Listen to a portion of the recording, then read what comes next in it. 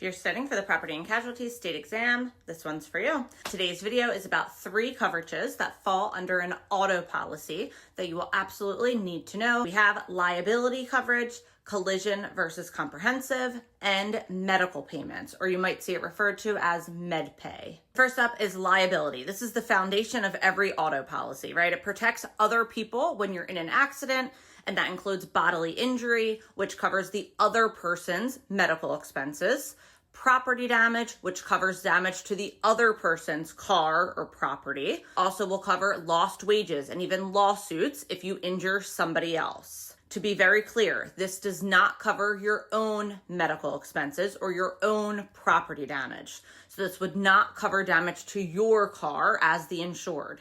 Liability always pays for somebody else. Next up, we have collision versus comprehensive. This is under coverage D, damage to your auto. So this is where damage done to your car would be covered.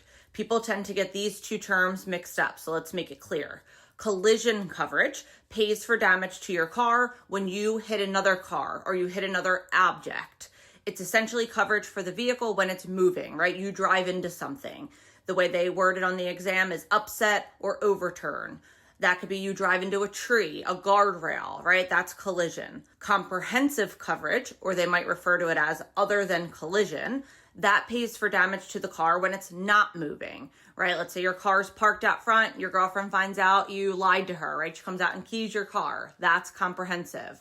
Or a tree falls on your parked car. Someone steals your car, right? So theft, fire, those are all comprehensive. Now, the one exception when your car is moving, let's say you hit an animal.